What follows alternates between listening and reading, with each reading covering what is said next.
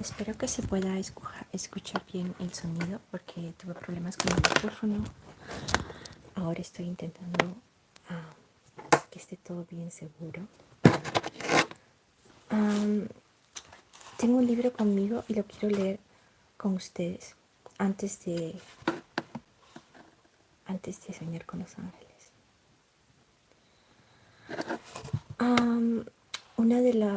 Uno de los capítulos que he abierto, simplemente he agarrado el libro y he seleccionado un título totalmente aleatorio.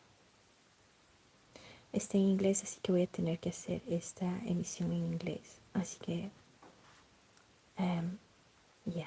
sorry. Voy a intentar traducir al español también para las personas hispanohablantes, si están aquí.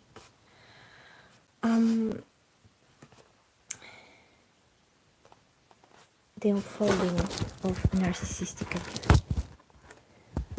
De eso se trata ahora.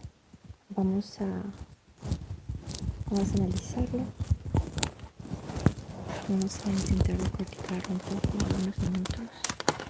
Y luego, si ustedes tienen diferencias de idea, me lo hacen saber. Vamos a leerlo. The Unfolding of Narcissistic Abuse.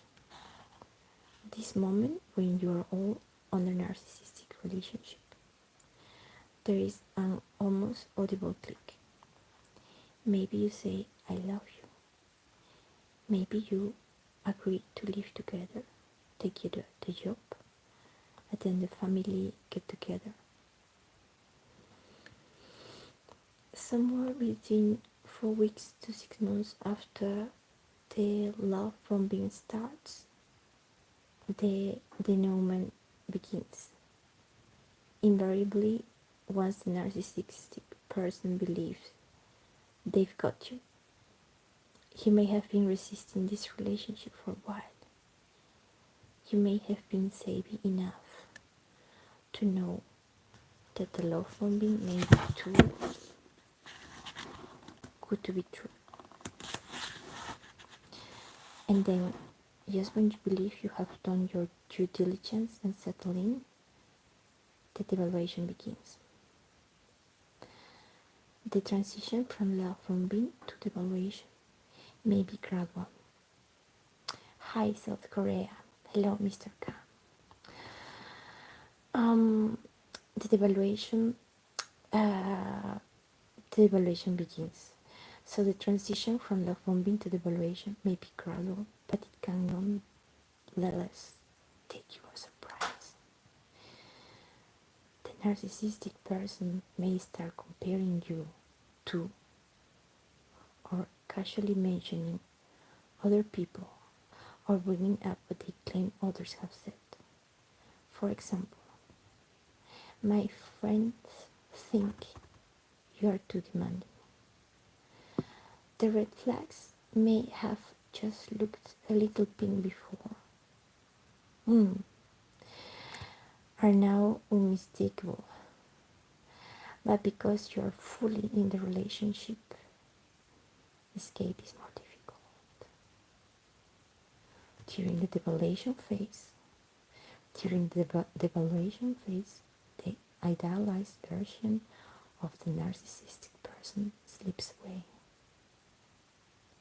You might do everything, changing your appearance, trying to impress them, what you do or say, catering to their every whim, giving up things that matter to you, doing things for their family, thank you, or making more money to recapture and maintain their attention.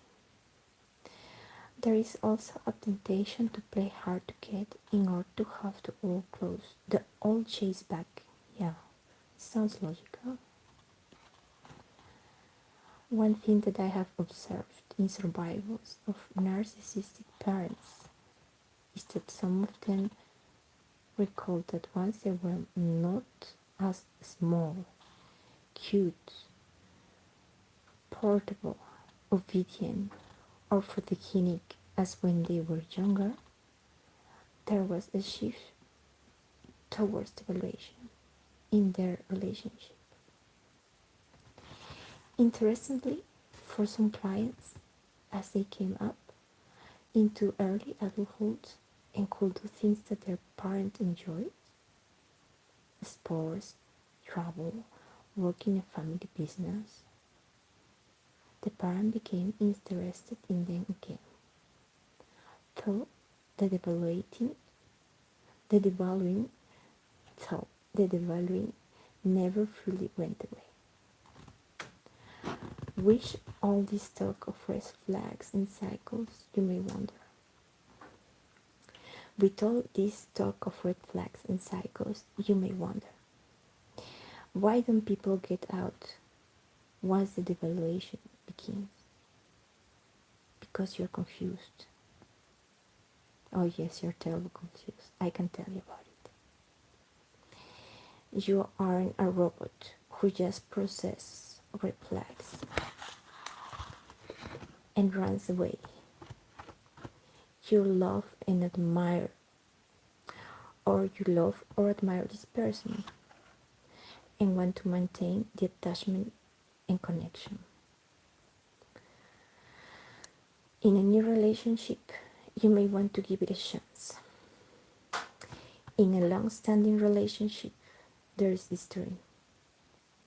Not only is the narcissistic person in your life seductive and compelling, so too are love and familiarity and hope. Discard. This isn't working for me anymore. The discard phase is exactly what it sounds like. Either the narcissistic person is done with you or you are done with them. It doesn't always mean the relationship ends, but there really is no more there. For example, narcissistic people may discard you by having an affair or doing things like having inappropriate text or DM exchanges without technically leaving you. They may take a job or an opportunity that does not take you into consideration. So you have to either leave your life behind to join them or be left behind. They may simply lose interest in you. Cultivate a life that doesn't include you. Avoid closeness and intimacy, and make you feel like a ghost.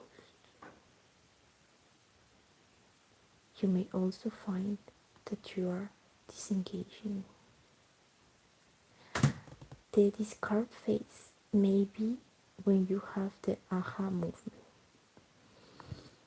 Maybe you are in therapy or watching videos and reading books and wanting to step back.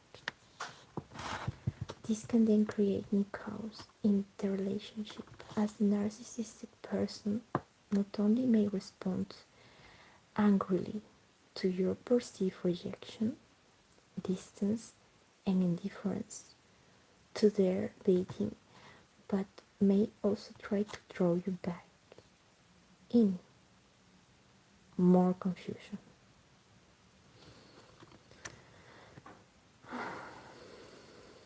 During the discard phase, you may experience an escalation of abuse, unmasked contempt, and more severe gaslighting. Narcissistic people are novelty seekers, so everyone's supply becomes stale over time. Keep in mind that it is not you who is boring. They get bored and contentious of everyone and live in a world that is never enough for them. They want life to be a kaleidoscope of perfect ease, validation, and entertainment.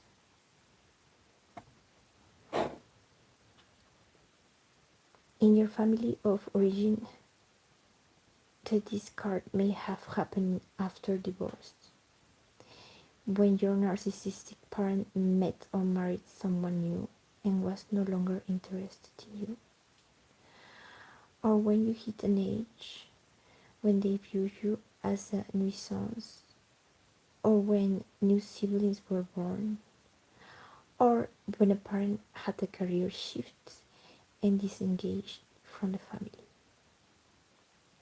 During this phase, there might have been a palpable sense of your narcissistic parent not wanting to be bothered by you or anyone else in the family.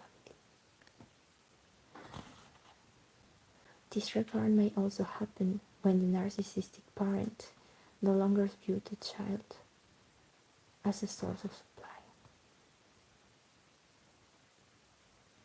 If you try to hold the narcissistic person accountable for their behavior in the discard phase, they will likely gaslight you. For example, if you say you want to end it after learning about infidelity, they may say, I didn't want this relationship to end and to break up our family. This was all you. And take no responsibility for how their betrayal was a factor. Narcissistic roles are invested in their public image and don't want to look like the jerk who left you for something or someone new. Example giving, entering a new relationship almost immediately and insisting publicly there was never an overlap between their new partner and their relationship with you. They are also good. Hi, I'm very well, thank you. I hope you're doing well. They are also good at playing the role. Please subscribe to the channel, Healthify My Life. They are also good at playing the role of victim and may expect you to do the dirty work of leaving you, so they can turn around and say, you are the one who left me. Oh my god, this sounds so familiar. Or feel for divorce, or you feel for divorce, or you were just not responding to me. It sounds so familiar.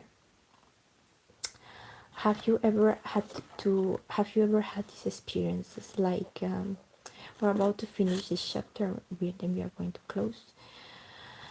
Have you ever had this kind of relationship, whether as a child from a narcissistic mother or father, like when you are not anymore novelty, you are left behind in the background, or in a relationship when you notice so many red flags? There were these kind of pink flags before, and now they really turn into a nightmare for you in the relationship. Have you had this? And if so, how did you feel this? How did you feel that the other turned things around and trying to have their back covered, like to always be appearing like the savior, like the savvy person, and the victim, like you started it all? I mean, it can happen. It happens daily in life, probably. So, just to finish this, during the discard phase, a note of desperation may enter the relationship. There may be apologizing, begging, and appeasing from either side. You may fight for a relationship because you feel as if you already put in so much time, effort, heartache, and money. You may try 11th hour strategies like couples therapy, but sadly the time is already gone. and throwing more time and effort at the relationship won't get you back the time you already put in. So this is very, I think this is really very interesting, because it makes it, really makes it, or really makes it, make us awaken to realize how important is to make the right kind of decision since a very first beginning. I think I can conclude from this that the best thing is to really be friends with someone, get to know the person truly, in different kinds of situations, in different kinds of environments, and most of all, like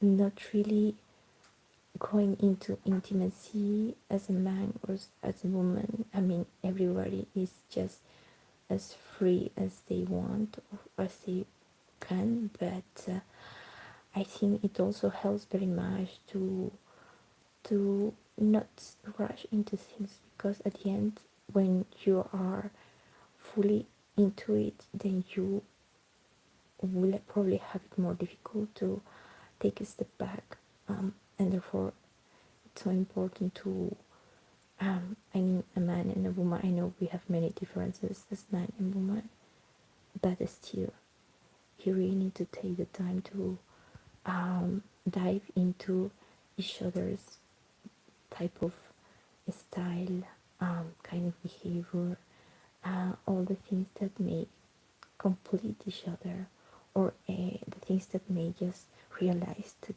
you are not meant to be together. You really need to give it a go and give it a time, because we are so little time on earth that we really deserve the much joy we can, despite all of the bumps on the way, because there will be many jumps, there will be many tears, there will be many frustrations, but there are also joys. And if we are a little bit like, you know, it's just a matter of understanding, and friendship is the first number one. That's the rule. So I thank you for passing by. I try to continue next time with a little bit of extra reading. Please subscribe. Healthify my life. Thank you so much. I send you all the love always. Namaste. Thank you for passing by. Gracias. Et à très bientôt. Merci beaucoup.